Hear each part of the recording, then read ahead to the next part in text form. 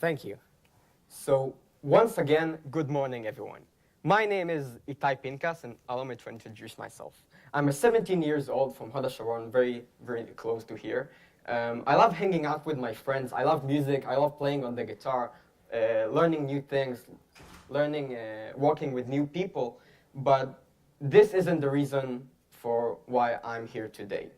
Today, I would like to talk to you a bit about my journey in entrepreneurship, and specifically how a 10 years old child with no experience whatsoever in programming or development or entrepreneurship came to develop over 30 different apps, advised the largest brands in the world in how to connect and understand the mindset of my generation.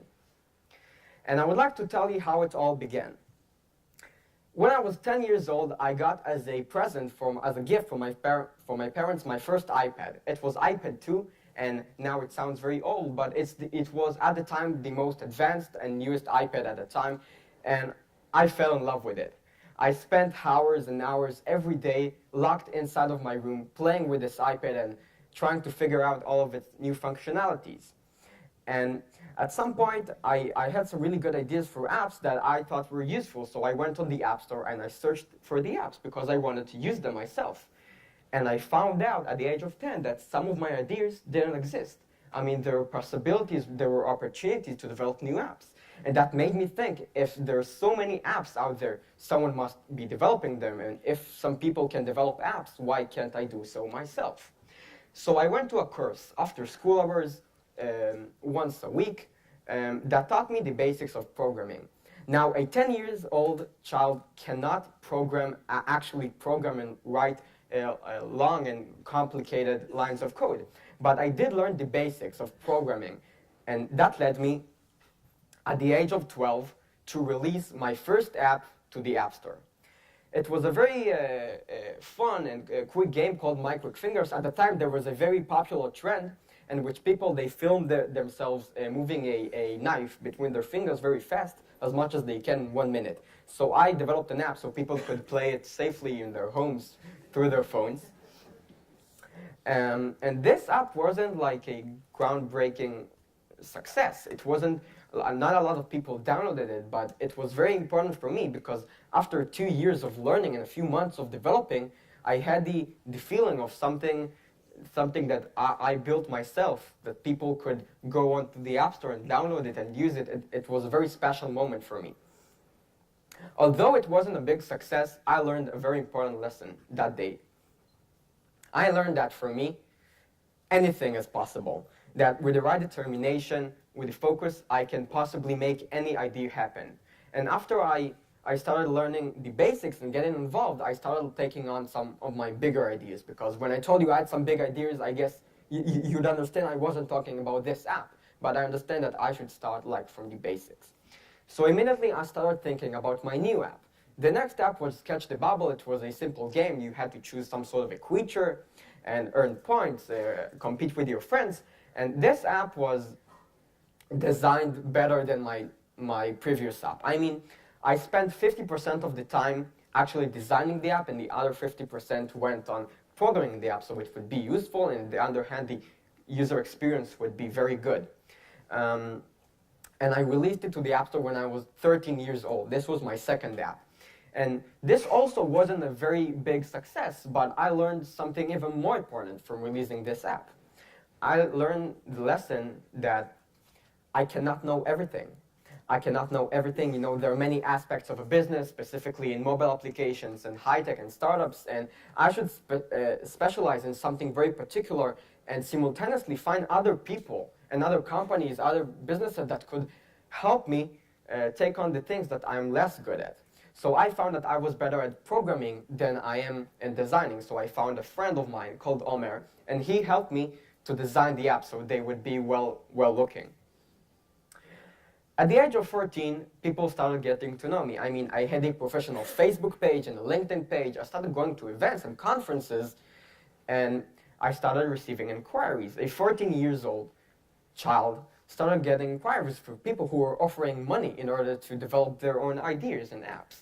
This was completely new for me, and I found myself at the age of 14, instead of playing soccer, basketball or whatever with my friends, dealing with adults and talking about money and business. So I figured out that if I would like to maximize my knowledge and maximize my experience, I have to group up with other people who would enable me to make the best usage of the things that I know and take on, as many requests and inquiries from clients as possible. So I went to this friend of mine that I talked to you about, Omer, and at the age of 14, I said, Omer, I think I'm gonna go to recruit a team. He laughed at me. He's like, you're 14 years old. How can you recruit a team? And I was like, watch me. So I started going to conferences and events and hackathons. One of the hackathons that I went to was Hacking Generation Y, which I enjoyed the most, by the way. And I started meeting people, and instinctively when I started meeting new people and talking to them, I started thinking about how can I collaborate with them? How could we work together in order to take some big projects and make big ideas happen? So I started finding a community of people around my age. Some of them are slightly bigger than me in a few years, older than me. And we started having a team. I had a team of teenagers where some of them were developers, some of them were designers, marketers, business people, business development. And together at the age of 14, I founded my first business, which was called Joy Today. And it provided services of developing mobile applications, website, graphic designs, and many other technical stuff for other businesses. And we did together over 10 successful projects for customers. All of this was up to the age of 13. And this was how I began getting into the world of entrepreneurship, how I got involved. And I would like to talk with you a bit about some of my latest achievements, what I've been lately up to. So as I told earlier, I developed myself over 30 different applications.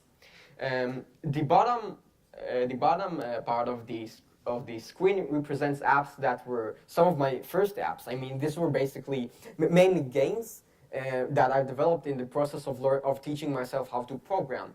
And the upper end of the screen shows apps that are more recent. I mean, more productivity tools, utilities, social networks, and these kind of stuff.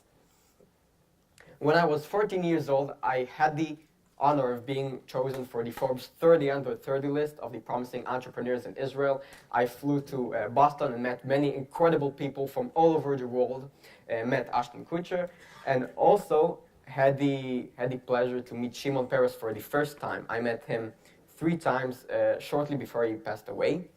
And the second time I met Shimon Peres was when his secretary called me and she said, Itay, Peres, you must listen to this. Peres, at the age of 93, decided that Instagram is too old for him.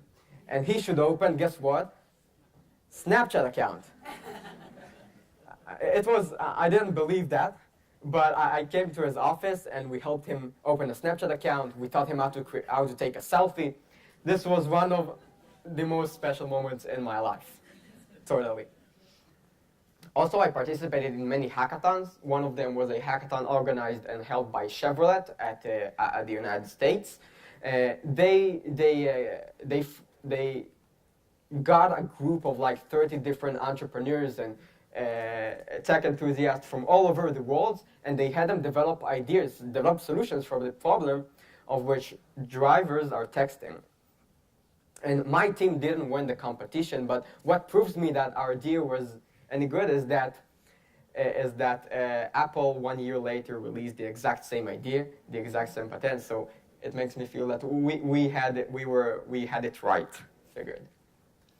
Nowadays, I'm working on a new startup in the e-commerce space, which is a revolutionary tools for people who sell on marketplaces such as eBay or Amazon. It helps them to manage all of their operation from their mobile device, sell on the go, and never miss opportunities to complete transactions and offers and bids and reply to messages. A few months ago, I had the honor. It was like a dream come true for me. I met with Jack Ma, the legendary founder and chairman of Alibaba Group, whom he immediately understood and realized the opportunity of a potential collaboration and the must-have solution that we provide. And I would like to talk with you a bit about what it means being an entrepreneur. So as a matter of fact, it takes a lot of determination. I mean, I have a social life. I have friends. I love hanging out with my friends. I also have school. I have many exams to take. And sometimes it takes a lot of sacrifice in order to make the right time for everything. I mean, sometimes if, for example, my friends schedule like to hang out in the evening, and tomorrow morning I have a business meeting, so I can't join them. And these are things that sometimes it's very difficult to tell this to them and to explain to them, because most of my friends are teenagers, and that's what 17 years old kids do. So it takes a lot of effort to prioritize things, and I think that if you do the right prioritizing, if you decide what's the most important for you, you could make anything happen. You can find the right time for anything that you want to do. There are also many, many challenges. I had times when I developed an app from scratch. I worked many months, long months on working on it, and only in the end I found out that the solution, after I released the app, I found that the solution that I was creating didn't provide the expected solution. I mean, people didn't find it useful. I thought people would jump in and download it intuitively, but they didn't. There were times where I developed an app, and then I found it already existed. There were times when I chose the wrong people to work with, people who failed me, people who were unprofessional. And I think that the most important thing is to learn from failure to failure, from project to project. And there was someone very, very smart that said once that if you're not failing every once in a while, that it means that you aren't doing anything that innovative. So I don't worry about failing, and I think it's something that you could learn and practice on. To summarize everything, I would like to pass to you a message. I think that this message is as relevant to you as it is for some of your kids. You know, what's so fascinating about is that, you know, a lot of people that want to make a change, that want to make something happen, they wait for someone else to change. So although there are many things that we could be waiting for, I mean, the educational system, I think it's pretty clear for all of us that it should be changed quickly. But although it should be changed quickly, it doesn't mean that you should be waiting for it. You know, Generation Z, we acquire skills early, as Michael said, and we know how to make the best usage of any of our resources. If it means talking to people at school, talking to our friends, learning new skills online, on social media, connecting with people, I can reach any person that I want online. These are incredible skills that I think were inaccessible to people in older generations, and I think that this is why Generation Z in particular will be much more innovative and much more entrepreneurial. And I think that there is no better way of finding whether an idea is any good than actually building it and figuring it out. So I wish you all the best of luck. Once again, I would like to thank Amdocs for inviting me. I hope you found this day enriching and meaningful for you, and I wish you a fun and enjoyable rest of the day. Thank you.